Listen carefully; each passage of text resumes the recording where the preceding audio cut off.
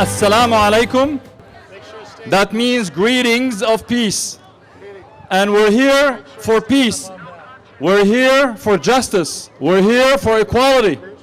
We're here because we're one, and the power of the people would always prevail. Thank you. My name is Hussam Ayloush, and I'm the Executive Director of CAIR in the Los Angeles area.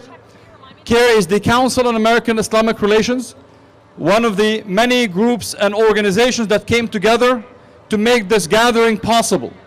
This platform, this opportunity for us to come together, talk, express our rejection of the targeting of any community in America by this administration. We're coming together to make it clear we say no to the wall, no to the Muslim ban, no to the targeting of immigrants, no to anti-black racism, no to the targeting of any community. The list goes on and on. What's important, we're all together united. I want to express on your behalf our gratitude to all the organizations that came together to make this possible. We're going to make this a great event today, very successful. We want to thank the Japanese American National Museum for allowing us to be here. And it's so timely that we're here, considering what happened to our brothers and sisters of the Japanese American community back in World War II. The same targeting continues. We haven't learned, unfortunately. So thank you, our brothers and sisters at the Japanese American community. I want to thank all of you for being here. I want to thank the volunteers for working hard and making it possible. We'll be marching, we'll be hearing the details. I want to introduce the MC for this program, for this rally, for this march today, my dear friend and sister, Asma Ahmed, and she will introduce herself and the rest of the program. Hi everyone, I'm Asma Ahmed. I'm the Policy and Advocacy Coordinator for CAIR-LA. Thank you so much for being here at the No Muslim Ban Ever March and Rally. As you can see, we are starting here at the Japanese American National Museum. Our speakers at this location will be highlighting the similarities between the Muslim ban and other exclusionary policies that we've seen throughout history, like the incarceration of the Japanese American community. From here, we will be heading down East 1st Street, turning right on South San Pedro, and stopping in front of Roybal Court Center. This is a plaza that houses the Department of Homeland Security, the U.S. Citizenship and Immigration Services, and the Metropolitan Detention Center. At this location, our speakers will be focusing on the government's use of criminal justice and immigration policies to oppress our communities. The march will then proceed down East Temple Street, turn right on Spring Street, and stop at the Federal Courthouse. This will be our final location. Participants are going to be hearing personal narratives from individuals directly impacted by the ban. And other speakers will be talking about the inhumanity of the current and previous versions of the Muslim ban. So without further ado, I'm going to present our first speaker, Rick Noguchi. He is the COO of the Japanese American National Museum. Please give him a round of applause.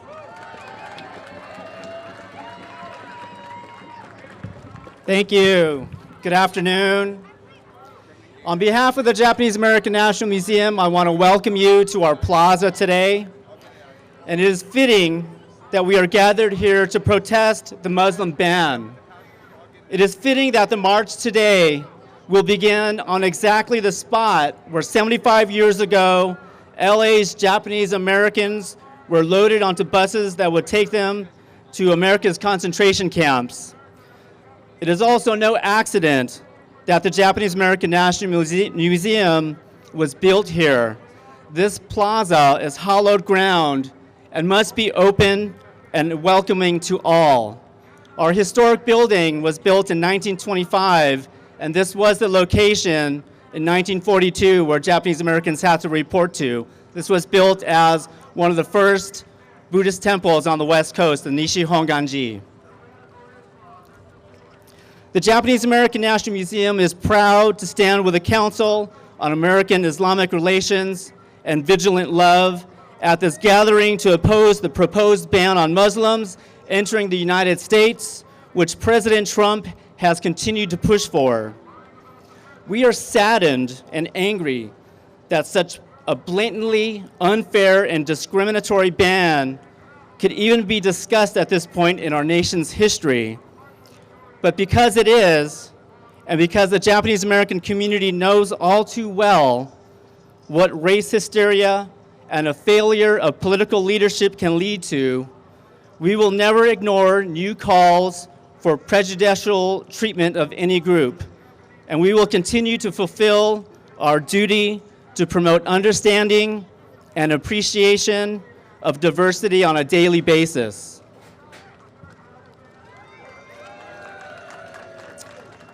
So in the wake of the bombing of Pearl Harbor, when the United States government and military took actions to incarcerate people of Japanese ancestry with no due process and with no credible evidence that they posed a threat to the nation's security, few people spoke out to defend the 120,000 individuals who would ultimately be placed in concentration camps for simply looking like the enemy, including my parents, who were 5 years old at the time. That shameful chapter of history is forever seared in the minds of Japanese Americans, and as a result, the Japanese American National Museum, founded to ensure our community stories are not forgotten, will always take lessons of the past, bring them to the present and the future, and stand up for any group that is targeted for unbiased and unjust treatment. So we're here to stand with you today. Thank you. Thank you so much, Rick, and another thank you to the Japanese American National Museum for hosting us. Our next speaker is Kanji Sahara. He is a civil rights activist, a well-respected elder in the Japanese American community who is dedicated towards preserving Japanese American history. He is also a former incarceree. Please welcome Kanji Sahara.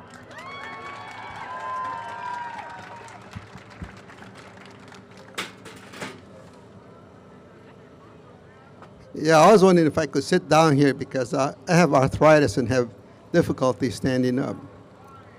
So anyway, I want to talk about the history of the Japanese American and why we are here today. Now, on December 7, 1941, the Japanese Navy attacked Pearl Harbor. And here in California, we are wondering what is going to happen to the Japanese people living here. And pretty soon, the racists, the anti-Japanese people started saying, put them in concentration camps out in the desert. And at that time, nobody spoke up on behalf of the Japanese people. The ACLU was quiet. The churches did not say anything. The labor unions were numb. Nobody stood up for the Japanese people except the Quakers. And then in January of 1942, we had the registration. And what happened was the registration led to the incarceration. And then in February of 1942, President Roosevelt signed Executive Order 9066. And this executive order authorized the military commanders to expel the Japanese people from the West Coast states and put them into concentration camp. And that's what happened. So in the spring of 1942, we were sent to temporary detention station called assembly centers. And at that time, we lived in Los Angeles. My family lived right off Olympic by Vermont. And one day in May, we got on the buses and we went to San Nita. Now, as you know, San Nita is a racetrack, and 18,000 people were put in there. So 10,000 were put in barracks in the parking lot, and 8,000 in the stables. And San Nita was a very stinky place, and not because of the stables. It was stinky because the sewer system used to overflow every day. The sewer system was not built to handle 18,000 people. And then at nighttime, if you wanted to go to the bathroom, the latrine, then the searchlight would follow you. So when you went to the latrine at night, it's best not to run too fast. So anyway, that was San Nita, and then one day in the fall of 1942, they said, we're going to have to go to the permanent concentration camps. and ours was in Jerome, Arkansas. So one day we got on the train. It was a 3-day ride from San Anita to the Jerome, and the shades were drawn. And when we got to Jerome, Arkansas, what I saw again was barbed wire and guard towers. And over there in Jerome, they had rattlesnakes and water moccasins, stuff like that. And I was from Los Angeles, so I wasn't used to that. So anyway, we were in camp for 3 years, from 1942 to 1945. And when it was all over, we discovered that no person of Japanese ancestry was accused of committing a crime like sabotage or spying, not brought to court, or not convicted. So we were all put in camp for no good reason at all. And now we had 9/11, when the Twin Towers were torn down. And at that time, when we found out that it was some Muslim people on the airplanes, then we all got worried. Could this happen again? Could the Muslim people be scapegoated? So the Japanese community was the first to support the Muslim community by having things like candlelight vigils right here where you're standing. And then last year, Donald Trump, when he was running for president, said he was going to register the Muslim. And that got us worried because, as you know, registration leads to incarceration. And then when Donald Trump was elected president, the Japanese community doubled its effort to support the Muslim community. So what we want to do is, we want to do two things by supporting the Muslim community. We want to tell the Muslims that we love them and we want them to stay here in our community and that they're our friends. And the other thing that we want to tell is we want to tell the anti-Muslim people that we're out there to support and protect the Muslim community. So we want to send a message to them also. So the motto of the Japanese American people is never again. Thank you. Thank you so much.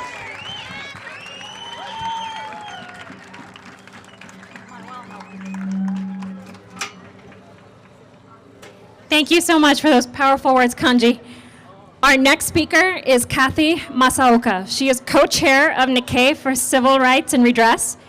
NCRR is a nonprofit organization that does civil rights work and is committed to redress for Japanese Americans and Japanese Latin Americans. Kathy? I don't think that one's working. Okay, I don't know how I could follow Kanji Sahara. He is also, I'm proud to say, a member of NCRR, Nikkei for Civil Rights and Redress. But as Kanji said, 75 years ago, President Roosevelt signed Executive Order 9066. And we all have to remember that Executive Order 9066. It was a law. In spite of overwhelming evidence that there was no danger or threat of espionage from Japanese Americans, Roosevelt ignored the truth and succumbed to the war hysteria, race prejudice, and economic greed, and signed EO 9066, as we call it. Today, with the Muslim ban, Trump is succumbing to fear and prejudice and criminalizing a whole community of people based solely on religious beliefs. When Fred Korematsu, one of our heroes, challenged the order, and his case went to the Supreme Court, the government withheld the reports that there were no spies or threats of disloyalty from Japanese Americans. So the government doesn't always tell the truth, as we know. In fact, 2/3 of the community were American-born citizens. So the Supreme Court ended up upholding the executive order, criminalizing a group of people solely based on race, violating their constitutional rights of over 110,000 Japanese Americans. As a third-generation Japanese Americans who was born after the camps, we were stunned to learn about the camps at all because our parents had never told us. They didn't want us to know that they had been prisoners and incarcerated and called criminals for being Japanese Americans. They didn't want us to live with that. We're also stunned to hear that very few people spoke up for Japanese Americans. We knew that this wrong had to be righted and that we needed to speak out against the scapegoating and targeting of any group of people, even though we were not sure if we would win the battle to win redress and reparations. We fought a 10-year campaign, grassroots campaign that the Japanese American community won in 1988. We won an apology and $20,000 compensation for each individual. And that's a major victory. A small community won and fought the US government. We don't want to have to do that over again, though. So we learned some things from the redress campaign, and we learned several things. One is that our community is strong and resilient. The Japanese Americans fought long and hard, and we sustained the battle and the campaign for redress till we won. We would have fought on and on, even if we didn't win. We would be fighting today if we had to. We won an apology and monetary compensation. The second thing that we learned is that truth wins over lies. During the redress campaign, the truth came out about Korematsu and the government, and they found that the government had hid the truth. And so his conviction was overturned along with Gordon Hirabayashi and Min Yasui, two others that challenged the courts. And so those were overturned, but the law, unfortunately, is still on the books, EO 9066. The third thing that we learned was that we have continued to support others who are targeted and scapegoated, and that we will continue to do so because that is our responsibility as Japanese Americans, as Americans, and that we will continue to do that. It's not just a responsibility, but I feel it's kind of a privilege and a right of history that our community has won because we went through the camps and because we fought and we won redress. And lastly, I want to say, I have faith in the American public that truth again will win out over lies. That when we went out and talked to people about the camps and educated people and they heard the truth, we won their support. We could not have won redress without the support of the American people. So that again is what we have to do today. Continue to educate others about the truth, about Islam, about immigrants, about LGBTQ communities, and all of our communities working together. No Muslim ban, no wall. We all work together. Thank you. Thank you, Kathy. So everyone, please, I know it's very hot. I know we're all sweaty out here together. We only have 10 more minutes here. We're marching to the second location, and that location has shade. Woo! So up next, we have a performance from Vigilant Love. Vigilant Love is a community-based grassroots coalition that uses the power of solidarity to actively defend the safety and justice of the communities and individuals affected by Islamophobia in the greater Los Angeles area. So our performers today are Kathy Masaoka, Sahar Pirzada, Tracy Akemi Keito Kiriyama, and Tracy Ishigo. They will be performing instructions. Hi everyone, we know it's really hot, so we're going to jump right into it. We want to start with a dedication. We are an organization that fights against Islamophobia and for solidarity and community. And when we say that, we know that means that we fight alongside all communities of the struggle. That means black, brown, queer, women, disabled, many communities, all communities, because all communities have Muslim family. Muslim is not one thing, right? We know this. And we will never cease to fight against their attempts to racialize and criminalize, disconnect, and destruct our existence. So this is in dedication to our family.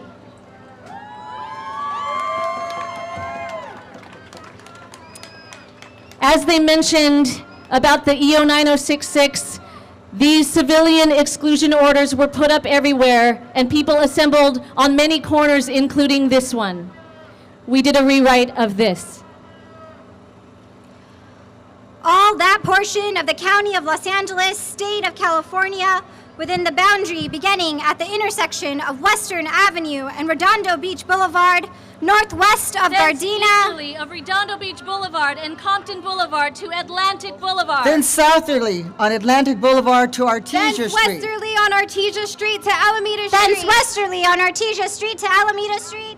Thence westerly on Carson Street to a point at which a north-south line established by Western Avenue intersects Carson Street. Stop!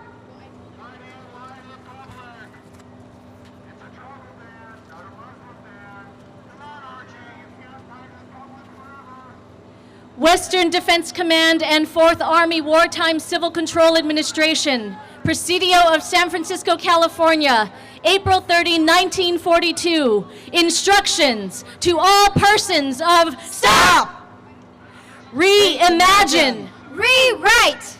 Western Peace Command and 4-person Army, Wartime Civil Liberties and Social Justice Administration. Japanese American National Museum, Los Angeles. October 14th, 2017. Instructions To all ghosts of the Issei, You who risked and lost everything. you who fought for redress, who testified 4 decades after they locked these gates and left your memory to decay. As Issei in your 90s, the money was not your goal. It was a dream of reparation that kept you going.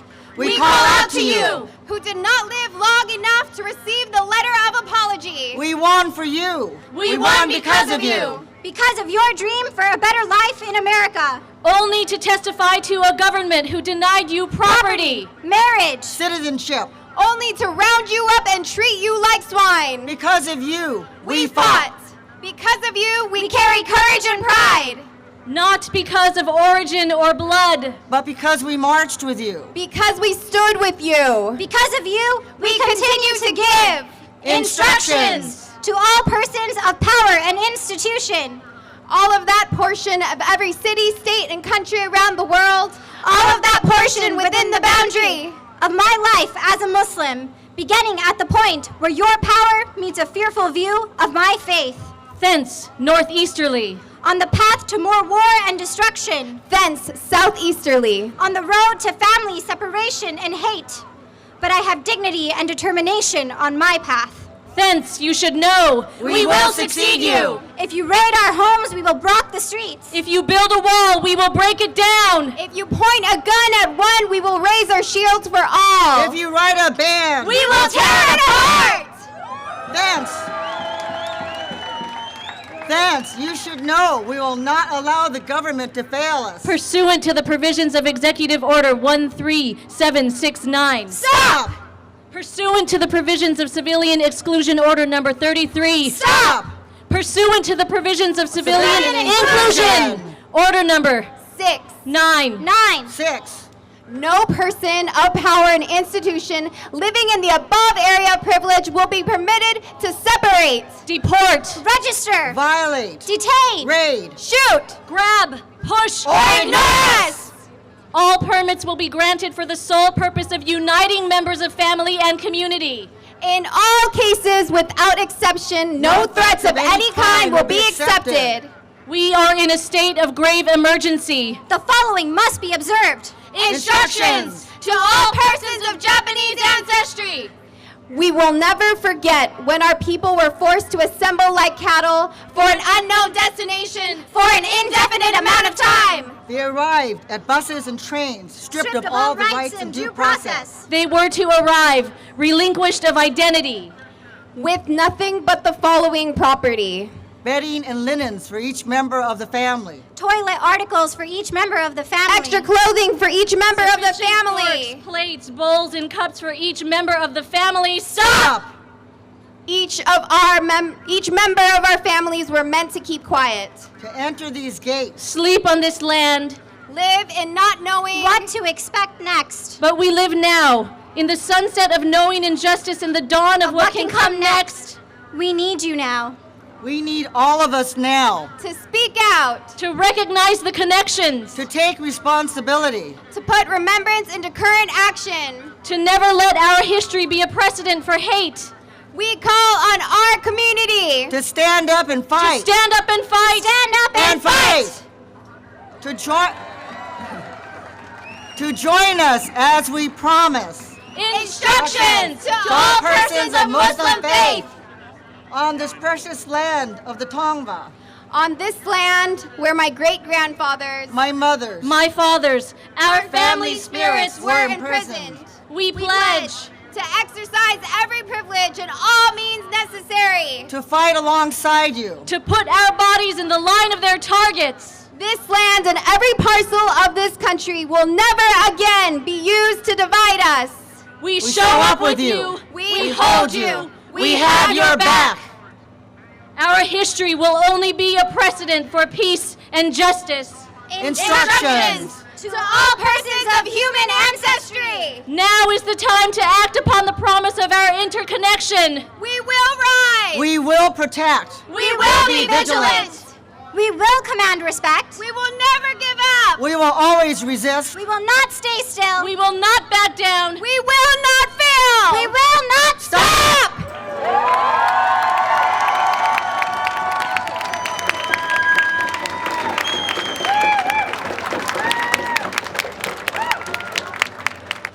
Thank you so much, Vigilant Love. So we have water over there in that corner, and now I'm going to bring up our final speaker.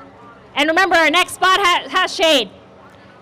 Rabbi Aryeh Cohen is rabbi in residence at Bend the Ark Jewish Action. He is also a longtime social justice activist. Bend the Ark is building the power and passion of the progressive Jewish movement in America by bringing together Jews from across the country to advocate and organize for a more just and equal society. Bend the Ark is also a great partner of CAIR-LA, and so I'm honored to present Rabbi Aryeh Cohen.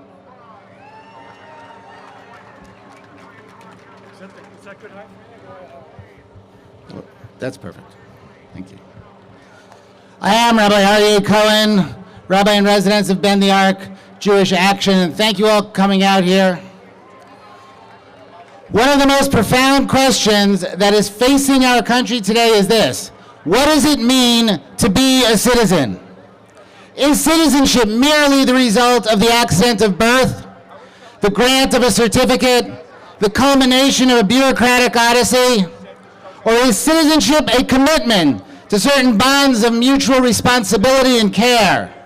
Is citizenship perhaps the promise and practice of upholding the ideals of creating a more perfect union? Are the commitments of citizenship actually those commitments of supporting family and community, to working hard and creating human happiness for self and others? My tradition, the Jewish tradition, teaches us that it is these latter commitments and obligations, the commitments to mutual care and supporting the weakest among us, to creating a more just and prosperous community and society, which defines what a citizen is. And so it is time that we change the conversation. It is beyond time that we recognize that the dreamers and their families and all immigrants, documented and undocumented, who are in this city and this country to create a life, to find security or refuge, to enjoy and proliferate the benefits of justice and democracy, are already citizens. We just have to work out how to get them the papers. The Jewish people is an immigrant people, a refugee people, and a diasporic people. We know in our bodies the precariousness of knocking at the door of countries who did not want us to enter, and the promise of those who opened the doors. The Jewish community in the United States, after a pretty rocky start, has enjoyed the benefits of security and stability that are the result of being welcomed to this country. We also know what happens when citizenship is narrowly defined based solely on the accident of birthplace or skin color.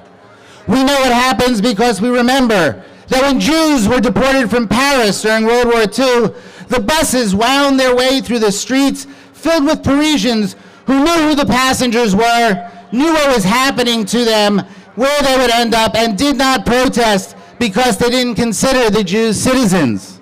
This was a scene that played itself out throughout Europe when citizenship was defined narrowly so as to exclude those who were unwanted, Jews and Roma and the disabled and LGBTQ people and political opponents. So-called upstanding citizens with the right papers and the right blood and the right race let this happen. As Angelenos, we also know this. During World War II, after the bombing of Pearl Harbor on the background of xenophobia, racism, and anti-Semitism, which is almost as old as the city, Japanese and Americans were gathered and placed on buses and interned in concentration camps, gathered right here where we stand. And those buses wended their way through these very streets to little or no protest. We are standing here today to say, we will not let this happen again. Those of us who are recognized as citizens by accident of birth or the work of naturalization must commit ourselves to the claim of CAIR that citizenship has on us. We must commit ourselves to the proposition that we will not let this administration or any administration divide us in order to exclude certain groups because of their race or religion. We will not be swayed by the false bromides of nationalism, by the mendacious rumors fueled by white supremacy. We will not be blinded by the false unity of exclusion, nor will we seek support from the weak reed of racial hatred. Boundaries and borders have their places, but they must have welcoming doors and not be closed and locked to those who seek refuge or security. No ban, no wall, no registry. This week, in synagogues around the world, the Jewish community started the cycle of Torah reading again with the book of Genesis. In the creation story, we read God's pronouncement that Lo tov heyot Adam levado, it is not good for the Adam, the original human, to be alone. This was not merely an analysis of a specific social drama. This was an eternal metaphysical principle. We as creatures created in the image of God are not intended to be alone. We live in relationship. As the Reverend Dr. Martin Luther King Jr. taught us, we are caught in an inescapable network of mutuality, tied in a single garment of destiny. Whatever affects one indirectly affects all. Look around you at this beautiful multi-faith, multi-ethnic, multiracial gathering of humans. We are here to say, this is what America looks like. We are here to tell our racist and xenophobic president and his administration, who work diligently, if incompetently, to ban immigration from non-European countries, but cannot be bothered to voice a full-throated, unconditional condemnation of racism or anti-Semitism. America does not look like you and your cabinet. This is what America looks like. We will not let you change that. No rule, no registry, no Muslim ban, ever.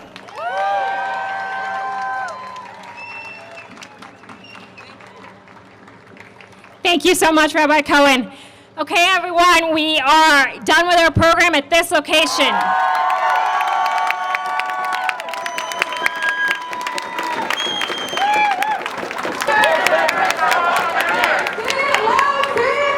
Trumpsters are not welcome here. Trumpsters are not welcome here. Go back to building shopping malls. What do we want? What do we want? What do we want? Where do we want it? Ho ho! The Muslim ban has got to go. Ho ho! The Muslim ban has got to go. Say it loud, say it clear. Muslims are welcome here. Say it loud, say it clear. Hey hey! Ho ho! The Muslim ban has got to go. Hey hey! Ho ho! The Muslim ban has got to go.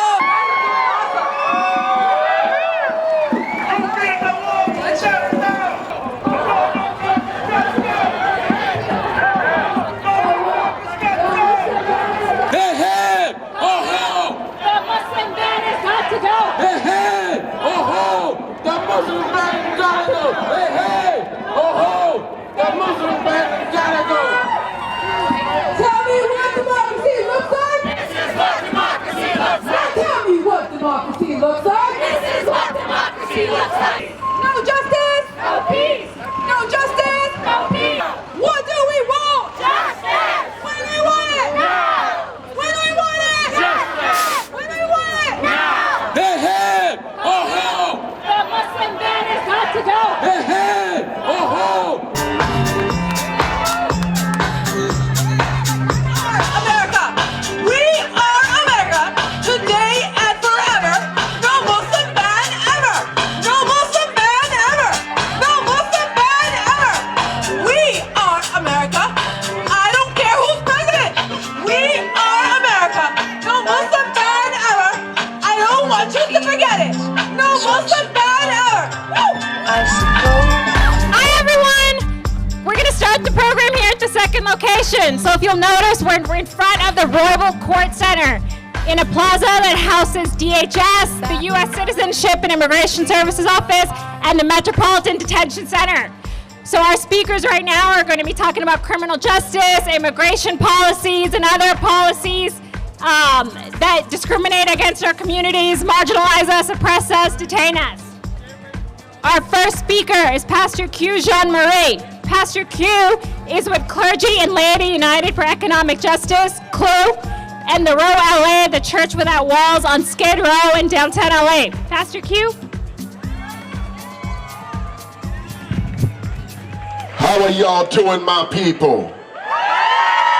Let me get a fistful of power in the air. Throw them knuckles up. Now say no justice, no peace. No justice, no peace. Say hey, say ho. Say Donald Trump has got to go.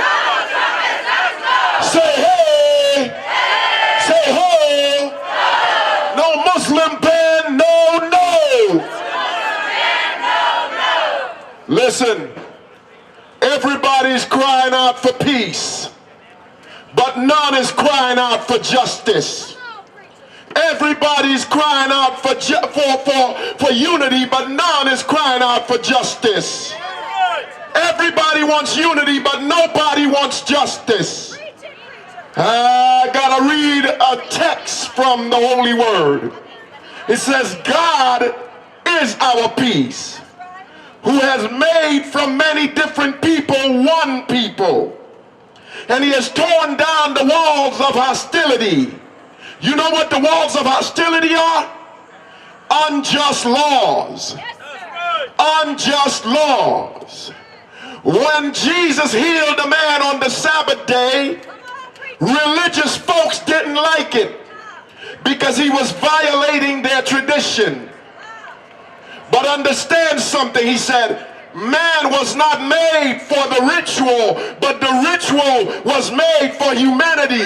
Humanity was not made for rituals, but rituals are made for humanity. And any ritual that marginalizes any group of people is straight out of the pits of hell. So this administration is straight out of the pits of hell. If every Muslim, by the way, my first encounter with a Muslim person, I'm supposed to be talking about criminal justice, but I know Akili is going to do a good job of that. So I'm going to just be a pastor. The first Muslim that I've ever encountered was in the Virgin Islands, the United States Virgin Islands, when I lived there. He was a man, they called him Rabbi, and he was a Muslim. You know what he did to the kids in the neighborhood? He owned a store, and he would give all the kids in the neighborhood free, fresh juice. That was my first encounter with a Muslim. So you cannot brainwash me into thinking all Muslims are terrorists. No, the shooter in Las Vegas was a terrorist. That's who the terrorist is.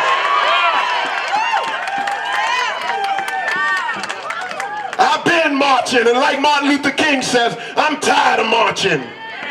I'm weary of marching. But the scripture says, do not be weary in well-doing. So though I'm tired, we still got to keep moving. We still got to keep moving. We still got to keep pushing. Because if we don't keep pushing, they're going to keep building walls. And they're going to keep dividing us. And lastly, before I stop, I'm going to say this. They want to make immigration a Mexican issue. They want to make terrorism a Muslim issue. That's not new. They made crime a black issue. It's called black on black crime, but you never hear about white on white crime. Why? Because that's what they do. So don't allow anyone to divide us. Lastly, we've got to fight. We've got to fight for ourselves. Our Muslim brothers and sisters got to fight for themselves. Black folks have to fight for themselves. Latino folks got to fight for themselves. Trans folks got to fight for themselves. And lastly, women, not least, got to fight for themselves. Not only do we have to fight for ourselves, but we've got to fight together. Peace. Thank you, Pastor Q. Our next speaker is from Asian Americans Advancing Justice, Los Angeles. Advancing Justice is the nation's largest legal and civil rights organization for Asian Americans, Native Hawaiians, and Pacific Islanders. Labani Huck is Advancing Justice LA's litigation director. She leads the organization's efforts to advocate for civil rights through lawsuits that seek to enforce and expand existing legal protections, as well as change institutional practices. Advancing Justice is one of our greatest partners, so I'm very excited to introduce Labani Huck. Thank you, Asma. Thank you, CAIR, for organizing this amazing day. Are we excited to be here? Woo! Are we ready to take on the mantle of the next version of the Muslim ban, just like we did last time? The Trump administration wants us to get tired. They want us to get hot. They don't want us to come out on a day of 92 degrees. But we're here, and we're going to be here for the long haul, aren't we? So as Asma mentioned, I'm the litigation director at Advancing Justice, but I am also a proud Bangladeshi Muslim American, and I have a message for the Trump administration, and that is, we are here to stay. I still remember the weekend of January 27th when the first Muslim ban dropped, and how we all galvanized as communities from across the spectrum to land at the airport and do whatever we could to resist this bigoted, discriminatory, and illegal ban. And we are going to do that again. As Asian Americans, we know very well this country's sad history of racist and religiously discriminatory laws. Back in 1892, we had a number of laws that were trying to exclude Chinese Americans from coming to this country. You'll know them as the Chinese Exclusion Act of 1892 and a number of other laws that came up in that time period.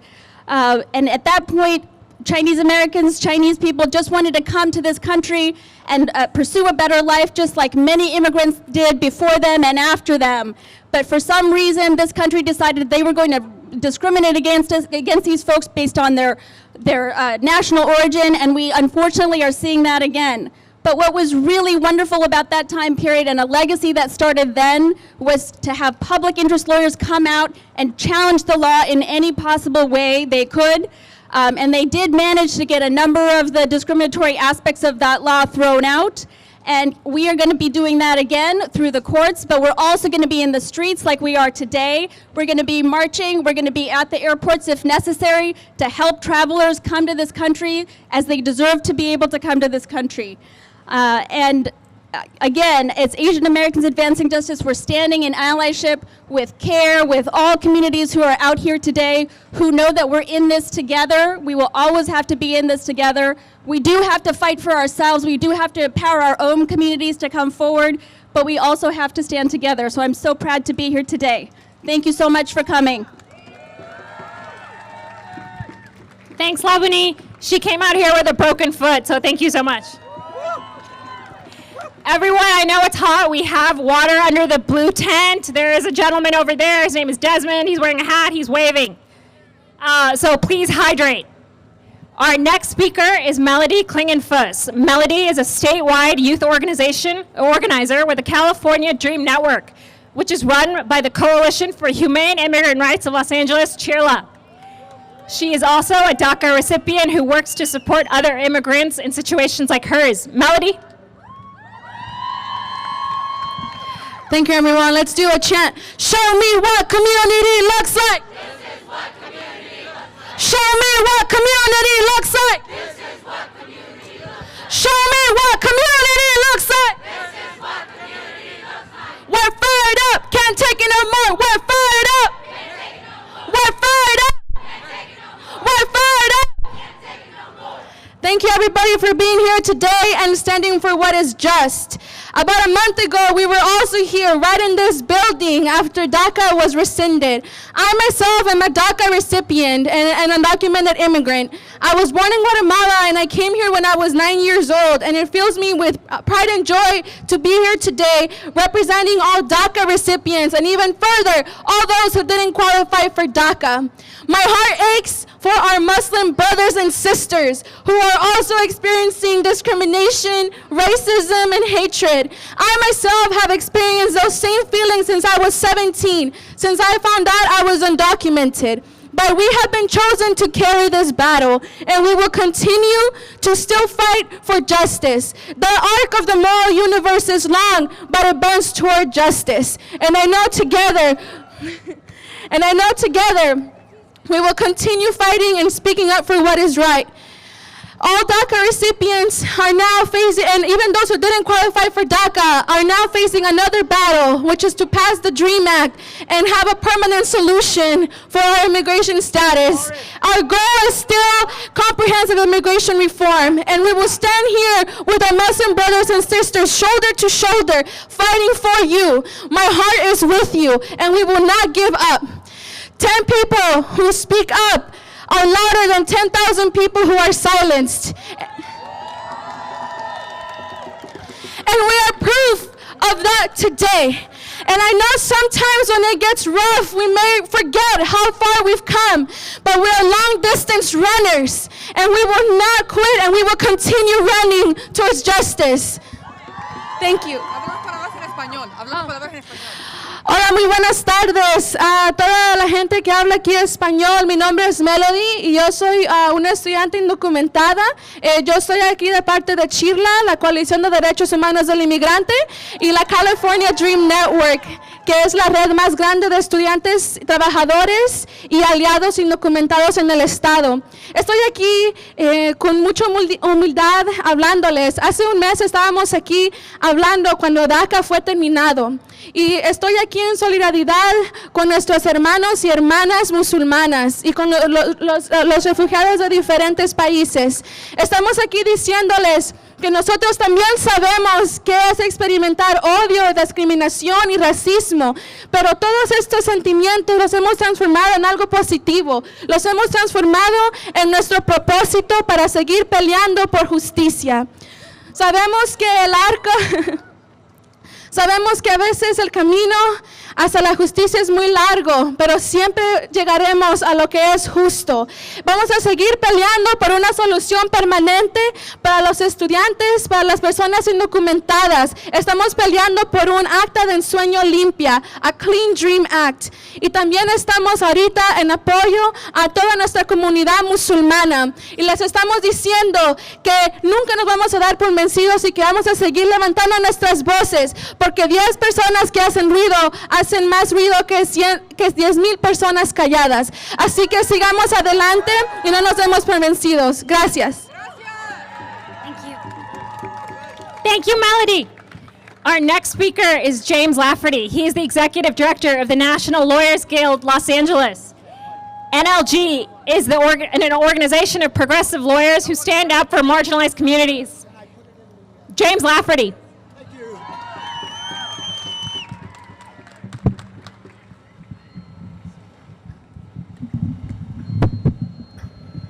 Hey, I wish you could all see yourselves. It is so damn beautiful looking out at this amazingly diverse, big, militant crowd. Give yourselves a big round of applause. Come on. It's beautiful. Well, greetings, my Muslim sisters and brothers and friends. The National Lawyers Guild is so thrilled to be here with you, to see you in the streets, to see all your friends and supporters in the streets. And I want to say and pledge to you on behalf of the National Lawyers Guild our unending and our unbending commitment to stand by your side until this virus is forever dead and gone for our shores, called Islamophobia. Just as we have fought against every Muslim travel ban, our sick president keeps pushing on us, we'll continue fighting those bans in the streets and in the courts. We'll be by your side as long as there is still sick talk of a Muslim registry. Can you imagine? Talk about a throwback to awful, ugly times in world history, a registry of a particular religious group. We'll be by your side so long as there are physical attacks on your persons and on your places of worship. Today, we gather to demand nothing less than that you have full rights, every right, all the rights that every American is supposed to enjoy in this country today. The Lawyers Guild will, as it has with respect to every U.S. war in Arab and Muslim countries, which we know are not simply wars for other nations' oil, but also wars on the Muslim Islamic people. Millions of Muslims and Islamic people have been killed by the supposedly Christian nation called the United States of America. Shame on us. We will continue marching until that no longer happens either. We will not rest until our nation's immigration laws are not based on politics, but upon the human needs of those who have every right to travel and to emigrate. We demand, and we will continue to demand, that our government truly open wide its doors, not a crack, but open them wide to all the poor refugees of the world who are discriminated against, especially the Muslims, when they want to take refuge on our shores, as they should have every right to do. The Lawyers Guild will not rest until you can freely practice your religion in America without attacks on your mosques, without fears that the FBI or some other damn governmental agency will send spies into your mosque to disrupt your religious services and to try to sneakily find wrong where there is nothing but religious faith being expressed. We will not rest until this damn government stops us considering that the place to look for terrorism is in a Muslim community, when we know, in fact, that the worst terrorism today in this country is coming from those who are not Muslims. We know, in fact, that Muslims are among the finest, most law-abiding, decent citizens this country is lucky enough to have. We also must remember today that the Muslim movement is part of a broader movement. As the Unionists love to say, and rightly so, an attack on one is an attack on all. And so we are stronger. The Muslim cause is stronger when it joins with other causes, and other causes are stronger. The white supremacist cause that we're fighting against, the movement that we're fighting against, the anti-Semitic movement we're fighting against, the general immigration movement that we are trying to support. If we fragment ourselves, we are weak. If we join together, we are powerful, we are strong. There's no force on earth that can stop us. It is true, it is true. The arc of world history does bend towards justice. So history is on our side. With history on our side, there is nothing that can stop us. No ban, no registry, free rights for all for the Muslims of this country. Thank you. Thank you, Mr. Lafferty. We just have two more speakers, and then we're going to our third location. It'll be all about the Muslim ban over there, so please stick with us. Our next speaker is Jonathan Perez. He is a co-founder of the Immigrant Youth Coalition. Jonathan has been organizing for immigrant rights since he was in 10th grade. Jonathan.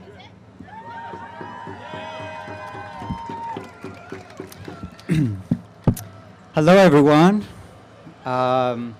So my name is Jonathan. I'm undocumented and unafraid, and queer and unashamed.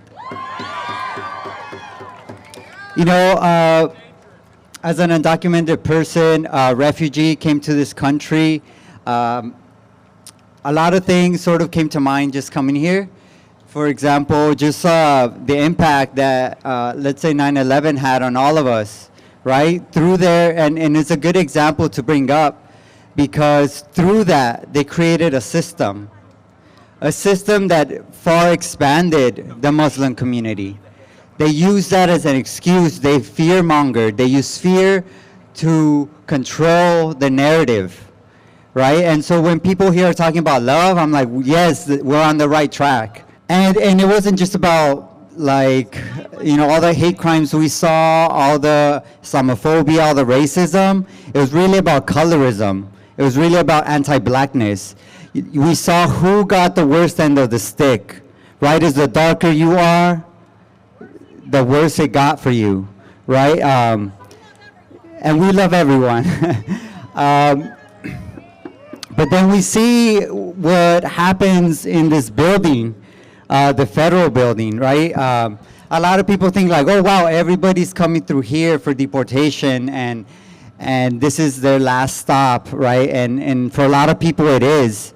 It actually is. And a lot of people like myself who are coming from countries, right, that have been bombed by the United States, that have been attacked, sanctioned, and in many ways disrupted through colonization.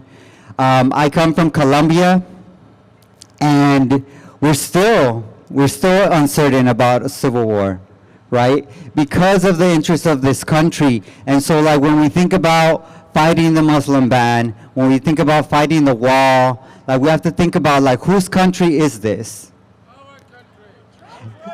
It's not our country. It's nobody's country. This country was stolen. This country was stolen. And so, you know, we have to be conscious of that. Like every step we take, right, we're asking for inclusion into the country, but as indigenous people of this land, we have to acknowledge that there was a genocide. And multiple genocides. We always talk about Hitler, we always talk about these other genocides, but we don't talk about the genocides that were, that disrupted our communities, that disrupted our lives. From the genocide here to the genocide in Armenia, all these genocides like are part of the same system of capitalism. And so the only reason we're talking here as undocumented immigrants is because that system continued. That system that benefits from war, that system that benefits from those checkpoints, that system that benefits from walls, detention centers, it's all the same. You can pinpoint at the same corporations. And so for us, like what we're here to say is that, you know, we can attack, you know, and address these white supremacists right here because they show up, and they're here, and they're not always the loud ones that you see right now. They're the ones that are your teachers, that are the doctors, right? And so we need to be able to tackle this kind of Islamophobia and racism at every point, because this Muslim ban is just an institutional ban. Muslim folks, Arab folks, South Asian folks have been banned from employment, from housing, from everything. So let's look at the interpersonal, the institutional, right? And so as undocumented folks, we're here in solidarity because we know that the systems that they create to criminalize Muslim people will ultimately impact all of us, especially those that don't have any papers, that don't have any chance of leaving the country at all. And so we're here in solidarity, showing up in solidarity, because we know on the 18th, you know, it's not just this Muslim ban that would take effect. They're also starting a surveillance system of all immigrants on social media. So let's really think of what they're trying to do. Are we paying attention to the distractions, but are we also paying to the systemic things that they're doing at the same time? Thank you. No, you're good. Thank you. Thank you so much, Jonathan.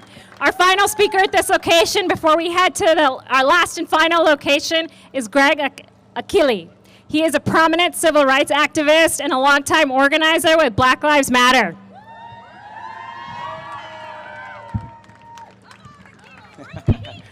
Hey!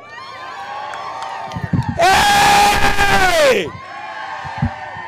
I am here because I want to stand and say no Muslim bans, because black people have suffered the most bans in this country, starting from our history here. We know what bans means. We know what it's like to be targeted. Our history here is one of target. Our history here is one of exclusion. We know what it is like. We have to be here to say no Muslim bans ever. Our communities have been destroyed. Tulsa, Oklahoma, Rosewood, Florida. We had to have laws passed to stop us, to stop from being lynched. We know what bans do. We know what people being targeted means. That is why we must be here. That is why we stand with you. That is why we will fight with you and for you to make sure you are not targeted as we were, as we are today. we are still targeted. Today, LA has the most murderous police force in the country, and they still kill black people with no consequence, no responsibility, and no accountability. That's why we are asking for Chief Beck to be fired. Huh? So in the last 20 seconds that I have, I'm going to ask you to remember what this country has done to its people of color, to black people. If they did it to us, they will do it to you. If they did it to Latinos, they will do it to you. If they do it to others, they will do it to you. That is why we have got to be here. That is why there is a Black Lives Matter, because we want to end state-sanctioned violence against black people, against Latinos, against immigrants, and against any religion that people hold. So I'm going to ask you to join me. It is our duty to fight for freedom. It is our duty to win. We must love and protect one another. We have nothing to lose but our chains. I'm going to ask you now to put down your signs and join me in solidarity with people who want what you want, a better way of life for themselves and their family, of people who want freedom and justice. And it's a very simple thing.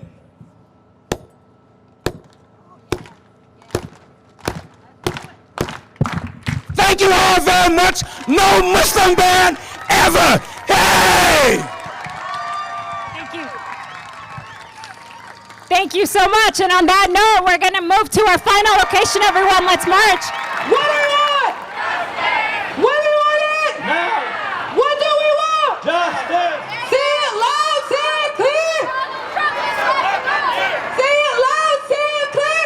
Immigrants are welcome. No ban, no wall. No ban, no wall. No ban, no wall. Who street? Our street. Who street? Our street. Tell me what democracy looks like. This is what democracy looks like. Tell me what democracy looks like. This is what democracy looks like. This is what democracy looks like. Tell me what democracy looks like. This is what democracy looks like. No ban, no wall. No ban, no wall. Go back to building shopping malls. Go back to building shopping malls. When refugees are under attack, what do you do? Stand up like that. When Muslims are under attack, what do you do? Stand up like that. Whose America? Our America. Whose streets? Our streets. Whose streets? Our streets. Whose America? Our America. Whose America? Our America. Ho, ho. The Muslim ban has got to go. Hey, hey. Ho, ho. The Muslim ban has got to go. Hey, hey. Ho, ho. Say it loud, say it clear. Immigrants are welcome here. Say it loud, say it clear. Immigrants are welcome here. MashaAllah, you guys are amazing. God bless you all for being here today, every single one of you. To Mexico, all the wall has got to go. From Palestine to Mexico, all the wall has got to go. From Palestine to Mexico, all the wall has got to go.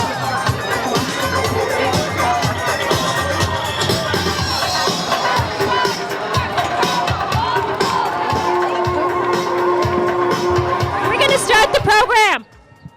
So as you can see, we are here in front of the federal courthouse. The Muslim ban has very effectively been fought in courts all across this country, so we thought it fitting to end the No Muslim Ban Ever march and rally at a federal courthouse. We have people here who have been personally affected by the ban. They will be speaking to you, talking about their firsthand accounts of what they went through. Our first speaker is Hussam Ayloush.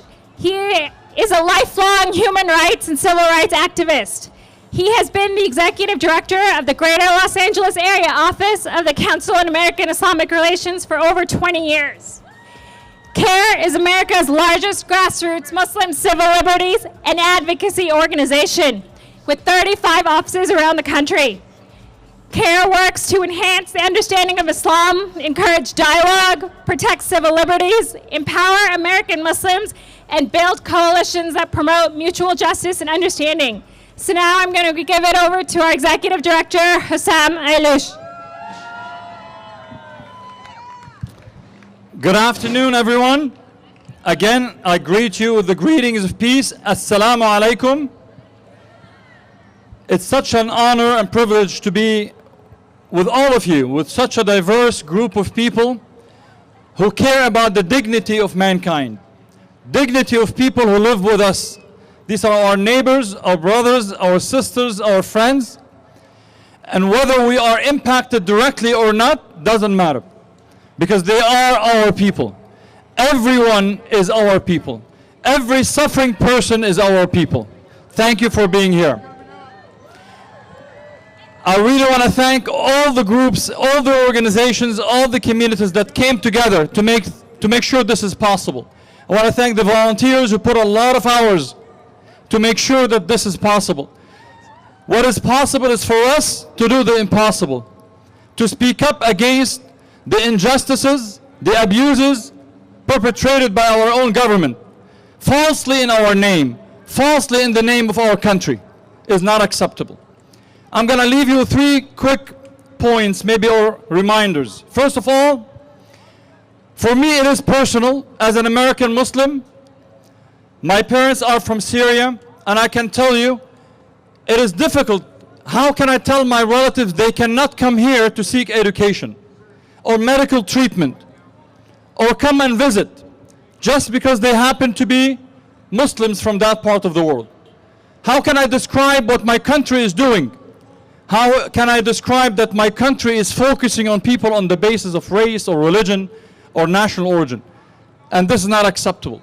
And as American Muslims, we're impacted by it. I don't need to be an immigrant. I don't need to be someone from Syria or Yemen or Iran or other places to know that I'm banned here. But as a citizen, the fact that I am rendered as a second-class citizen by my country is not acceptable. No one here is second class. No one would be treated as second class. The aspect of the dehumanization and the demonization of Muslims through the Muslim ban is clear to all. It is after promising the Muslim ban and after the signing of the executive order that we saw a spike in attacks on Muslims, on their places of worship. Muslim women walking, fearing for their safety, having their hijabs being pulled off their head. Muslim men, or people perceived as Muslims, because racists are not usually the smartest people to differentiate anyway. My dear brothers and sisters, this is something that brings us together, because a targeting of any community is a targeting against all of us. The second reason, which in my opinion is actually more important, this is not just merely about the targeting of Muslims. This is the targeting of every other vulnerable community in our country. We are all dreamers. We're all immigrants, we're all refugees, we're all black, we're all Latino, we're all Muslim, we're all Jewish, we're all every community that is being targeted.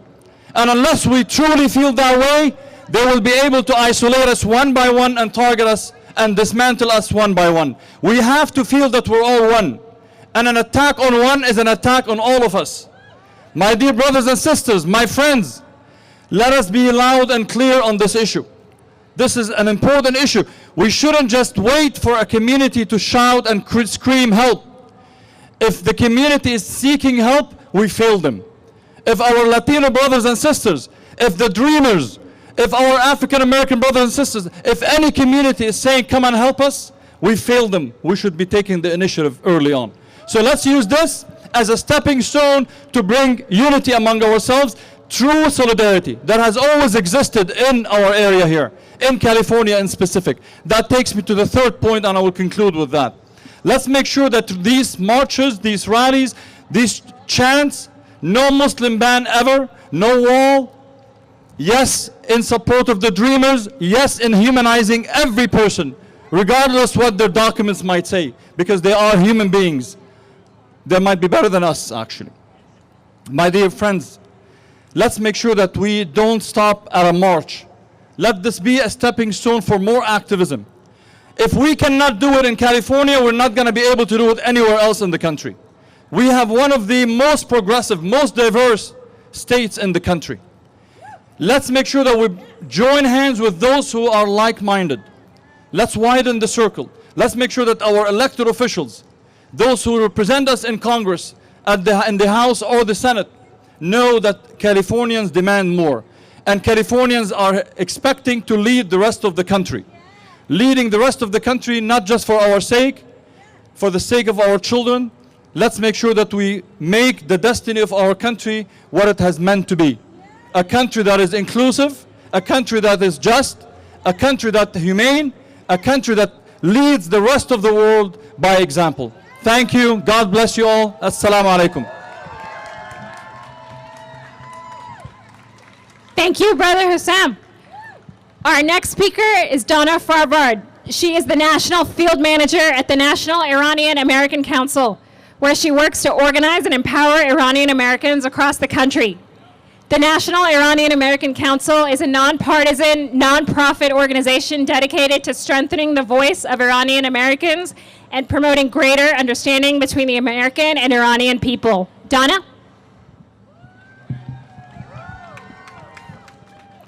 Hi, everyone. Again, my name's Donna. I am an Iranian American. So I was born and raised right here in California, but both of my parents are from Iran. And they have a great immigrant story. So both of my parents came to the U.S. to pursue higher education. Education is a very important part of our community, so they came here on student visas. After they came to the U.S. and while they were studying, the Islamic Revolution happened in Iran. So they saw staying in the U.S. as an opportunity to avoid political persecution. So eventually they graduated and got jobs in their respective fields. My dad is an engineer, my mom is a computer programmer.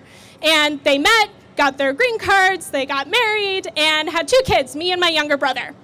And we were the epitome of a middle-class family.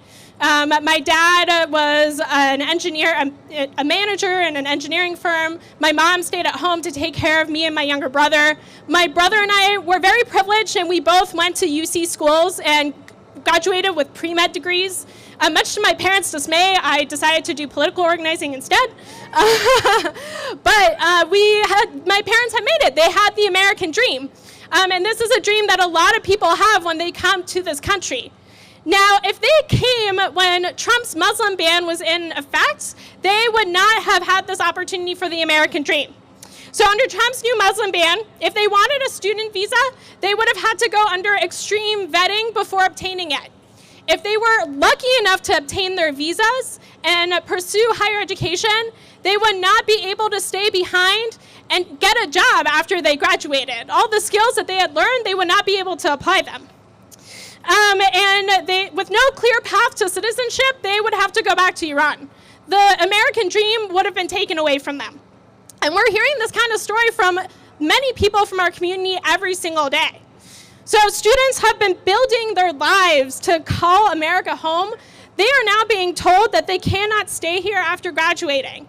Folks who are here on work visas and have been waiting for their employers to give them green cards will soon lose that opportunity.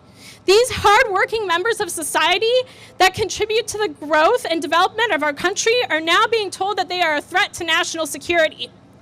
We're now worried that our grandparents that obtained non-immigrant visas before the Muslim ban may no longer be able to come and visit us. Our grandparents are not terrorists.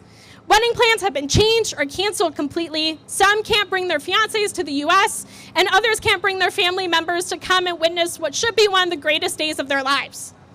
Iranians are scholars, small business owners, artists, engineers, doctors, and so much more. But we and every community that is targeted by the Trump administration is not a threat to national security. Trump's Muslim ban is not designed to make America safer. It is designed to make Trump seem tougher and to allow him to fulfill a xenophobic campaign promise of a total and complete shutdown of Muslims entering the United States. This is not what makes America great, people. In fact, this rhetoric is corrosive to American democracy.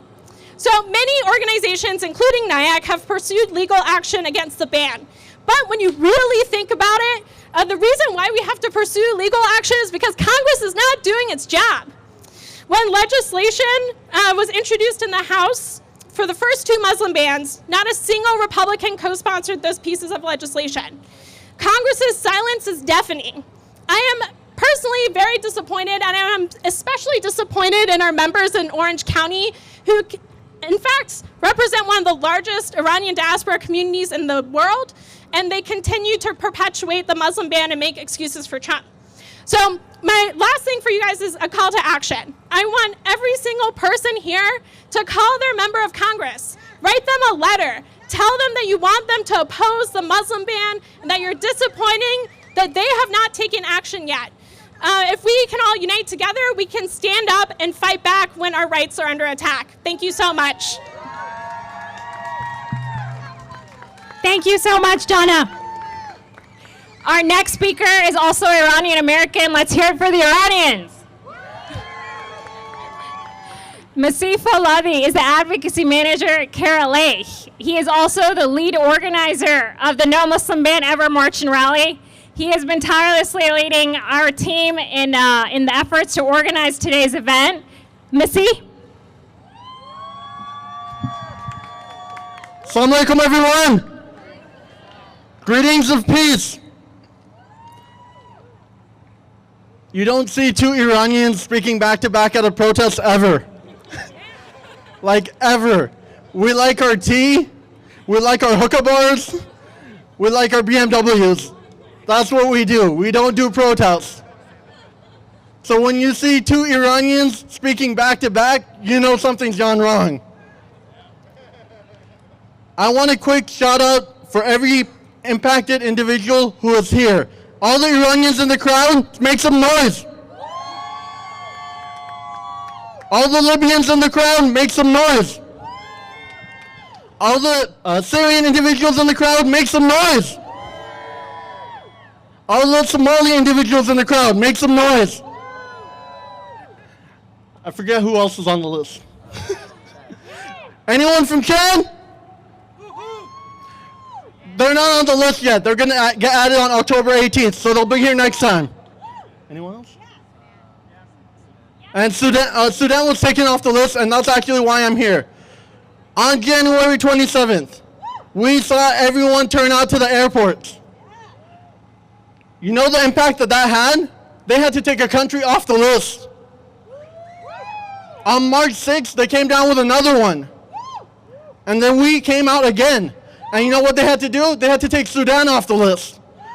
When we were planning this with a bunch of organizations, over 100 organizations nationally, what we said we would do is make sure the impacted voices were heard. The reason for that is oftentimes those voices are forgotten. So I'm proud to be here as Iranian. I'm proud to have someone who's Somali speaking right after me. I'm proud to have someone who is Sudanese, who has been activated by this ban and going out and making noise and helping get her country off the list. So 2 other quick things I want to share with everyone. This is the first time my whole family has been to a protest ever. So I want to thank my mom, my dad, my brother, my sister. Most of the organizers here, most of the volunteers here. For the past 3 weeks, we've been working nonstop, and our families feel the toll of that. So a shout out for all the families who have been sacrificing and making up for our presence while we're not home. Come on, everyone. The last thing I want to mention is, at CAIR-LA, we've had over 155 cases reported to us from people who have been impacted by this ban. None of them wanted to speak here today. You know why? Because they're afraid of what's going to happen next. So if you're in the crowd and you're an impacted individual, thank you for your bravery for coming out tonight, coming out today. But it's our responsibility to make sure their voices are heard. You are the people we want with us. You are the people who will get out in the heat, walk up the hill, and make sure that in 3 years, we don't have this problem again. You need to learn about the issues and speak out. So call your congressman, contact CAIR, contact the 45 plus organizations who have co-sponsored this event and make sure that you pull in 3 of your friends. We're about 250 to 300 people out today. If we each get 3 people involved, we would be 1,200 strong. Thank you everyone for coming out. And now it's my pleasure to introduce Arij Ali. Arij was an individual who, on January 27th, when she was coming to this country, she was detained for 14 hours in Saudi Arabia because they wouldn't let her onto a plane, even though she was a green card holder. Then she got onto a plane there, and they held her for another 5 hours here. She's been coming out to events when she was an impacted person, and now her activism has allowed Sudan to be taken off the list. It's my pleasure to introduce Arij Ali. Assalamu alaikum, everyone. My name is Arij Ali. I am from Sudan. I was born actually in United Arab Emirates, and my family and I have immigrated over to the States when I was 10 in 1993. It was an honor once my family and I were able to get the green card. So I am very proud of that. When coming here, my parents have sacrificed everything, so I am proud to call them my parents, and I'm sure it's every parent here. Every parent here have sacrificed everything for their children to be able to fulfill the dreams that they didn't have to be able for their kids to have. And I do appreciate that, okay? And so my parents, like I said, came with nothing to the States to having everything. We were able to fulfill that American dream that we were all striving for here. So I and we are all here as an Americans. In 2016 of December was the first time that my family and I actually had returned to my country. So within like 23 years. For my sister's wedding. So it was a beautiful ceremony that we had with our family. So it was a wedding, and we were able to reunite with all of our family. So it was overwhelming of joy and happiness with everyone. Unfortunately, I did have to cut my vacation short due to the first ban that was in February 27th. Coming here, when I had to basically within less than 24 hours, I had to pack all my belongings to be able to rush myself here to be able to come. Unfortunately, I was detained in Saudi Arabia in Jeddah for 14 hours. And with the help of my sister, her husband, and all my friends that were doing all that they can to be able to get me here, they put my story out in Facebook and all the other social medias. I was able to get other a lawyer that was I'm so grateful for. With all of the documents that were provided over, I was fortunate enough to be able to board the plane. Unfortunately, again, when I arrived in LA, I was detained once again, even though I went through all of the checks, and even before all of this ban, I've never broken no rule, followed every rule and regulations that are provided for every immigrant that does migrate here. And unfortunately, I had to get detained again with no explanation. After 5 hours, I was released. So there was a lot of fear throughout the whole process that was built in me that I've never felt in my life, nor did I ever think that I would ever have to feel this way. Never have I ever felt any less than anyone who's an American here. So it's unfortunate for me to feel this way, or any other family that have been affected from this ban, or not just the Muslim ban, but all of the other communities have been affected by Donald Trump. So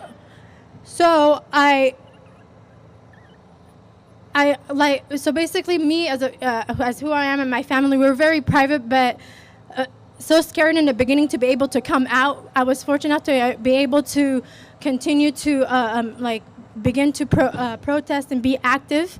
And as I stand here today, fearless, among all of you here, to stand firm against the Muslim ban and voice my voice for all those other communities that have been affected. I am joyed and can't explain everything that I'm feeling right now to be among all of you and seeing everybody out here today. So I do thank you, and I hope that everybody continues to fight to make a change. Okay, thank you. Thank you so much, Aid. And now it's my pleasure to introduce a Somali refugee who's been advocating for his community for the past couple years. Zach Mohammed is the lead community organizer for Black Alliance for Just Immigration. Zach, take it away. Assalamu alaikum, everyone. My name is Zach Mohammed, and I'm the Los Angeles organizer for the Black Alliance for Just Immigration.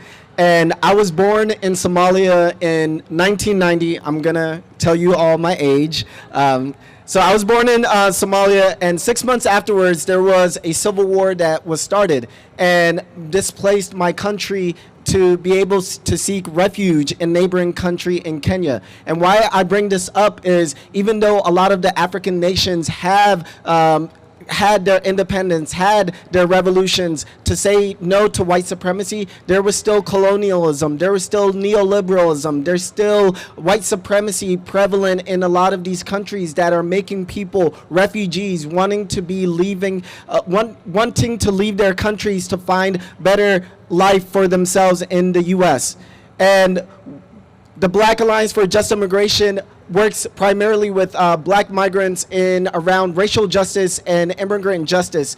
And we have to be mindful around a lot of the rhetorics and the xenophobia, the white supremacy that is being pushed out by Agent Orange. I'm not going to say his name, and I don't want all of you to say his name either. And then also thinking about how to build an intersectional movement. And we know that there is anti-blackness around what we want to do as organizers or the movement, and how we should be uplifting black lives as well too. As I'm wearing Black Lives Matter, when black people are free, all people are free. And we have to have that mentality as well too, because no one is really talking about our community. Yesterday, there was one of the deadliest attacks that happened in Somalia. And when you're black and Muslim, you get zero notice or publicity. And this is one of the deadliest attacks. 200 people were killed. In Manchester, 30 people were killed. Not that that wasn't important, but we saw repeats of how many times we saw the Manchester killings and the terror attack that happened over there. And then also, when we think about how to build a intersectional movement, we have to think about other policies that are hurting people as well too. TPS is coming up next month for 3 countries, Honduras, El Salvador, and Haiti. It will impact 300,000 people who are trying to make a better life for themselves in this country. Please save TPS, as you are able to say no Muslim ban ever as well too. And then also around the visa sanctions that are being put out of people not being able to come into this country. And also how there are militarization and the white supremacy of the budget being increased to be able to kill our people. As Baba Akili was talking about earlier, the police kill people. LAPD kills more people, more police than anyone else. And then also the prison detention centers. We also have to defend the criminalized as well too. As we're saying, the good immigrants are not the only people that we should think about. We should think about the people who are criminalized just for their identities, being black, being queer, being trans, being all of these identities, because in America you cannot live or thrive when you are all of those identities. And myself, I do identify as black, I am queer, I'm Muslim. All of my identities, I am unafraid to show who I am as well too, and to fight for solidarity and to fight for all the people, all 11 million undocumented people, all the immigrants who are the green card holders who are under threat of being attacked by Agent Orange. And then also all the people, because even though I am privileged as a passport holder or a naturalized citizen, I'm still under threat around white supremacy and the police state sanctioned violence. And if you could, and then as you all are here, please support all the people that are impacted by policies, legislation, and just institutional stuff. Thank you. Thank you, Zach. With that, I want to share something with you all. You've stood in the heat, you've been with us this far, and a lot of times I know you want to take action, but you don't know what to do. We tell you to contact your congressman, and you're like, what's the phone number? So what I want you to do is take out your phones. I'm going to give you a phone number that you can text. You'll get added to action alerts from CAIR. That way we will tell you who your congressperson is, who to call. Just a 30-second message where you can email them. So if everyone has their phones out, I'm going to give you the phone number. 714-248-0999. And you can text CAIR, C-A-I-R. And by the end of the week, you'll be added to our action alerts. And that way, every time there's a law like SB 31 that protects Muslims and others from the registry, you'll know. With that, I want to also take a couple of seconds to thank our co-hosts. The ACLU, Arab American Civic Council, API Equality LA, White Asians for Black Lives, Bend the Arc, Baji, California Immigrant Policy Center, CAIR-LA, White People for Black Lives, Vigilant Love, Unite Here 11, Islamic Shura Council, and CAPIA, MSA West, Empower, Muslim ARC, March JVP, CLUE, Asian American Advancing Justice, CAIR, and the National Immigration Law Center. I saved the best for last. Some of our best partners, some of the people who've been doing the most work are March and Rally. So really big round of applause for everyone from March and Rally, please. With that, we have 2 more speakers, and then we'll let you all go back to your tea and other good stuff on this weekend. It's my pleasure to introduce Iyad Afagla, the chair of the Arab American Caucus. Take it away, Iyad. Good afternoon, California. My name is Iyad Afagla. I'm the chairman of the Arab American Caucus of California Democratic Party, and I stand behind you, and I stand today in front of you, unapologetically Palestinian American, Muslim American, Arab American. There is no weight over one identity over the other. We all get questions about identity, and we get profiled, but we want to tell Agent Orange in the White House that the Arab American, the Muslim Americans, and the Palestinian Americans, they are an asset to this country. We are not a liability. Also, we want to assure everyone, as Arab Americans and Muslim Americans, that we be always the voice for the voiceless, speaking truth to power, and challenging the status quo. So we are sending a message to Agent Orange today that Islamophobia is not welcome, anti-Semitism is not welcome, xenophobia is not welcome, homophobia is not welcome. How many people here today, they have an iPhone? All right. So I hope Agent Orange knows that if he was the president at the time when Steve Jobs' Syrian immigrants came to this country, if he had the Muslim ban, he couldn't have a phone to tweet from his hate. With having said that, I'm not going to take a lot of your time because I'm speaking to you from the heart, and I know you have to go to your casual life, but I have to echo the notion that Black Lives Matter. Black Lives Matter because we have to learn of our history, and also our native brothers and sisters' lives matter. And as my favorite senator said, Bernie Sanders, the struggle continues, and we're not going to stop here. Thank you.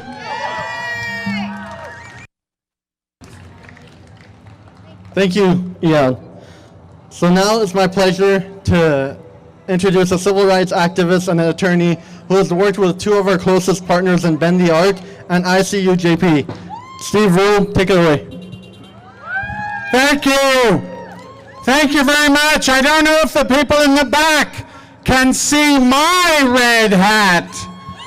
My red hat says, "Immigrants make America great." I know I'm the only thing that stands between you and air conditioning. So I am very grateful for every one of you being here. Donald Trump and Jeff Sessions and the Injustice Department have launched a campaign to dismantle the First Amendment. They are attacking freedom of speech. They are attacking freedom of the press. They are attacking independent courts, and they are attacking freedom of religion. You have to stand together when you realize there will be tomorrow that our brothers and sisters will go into court in the Maryland Federal District Court to challenge Muslim Ban 3.0. Make no mistake about it, Muslim Ban 3.0 is the same as 2.0, is the same as 1.0, is the same as all of the hatred and the Islamophobia that has motivated this president from the time he ran for office. It now targets 6 Muslim-majority countries, Chad, Iran, Libya, Somalia, Syria, and Yemen, and subjects Iraqi nationals to additional security. It is overwhelmingly a Muslim ban.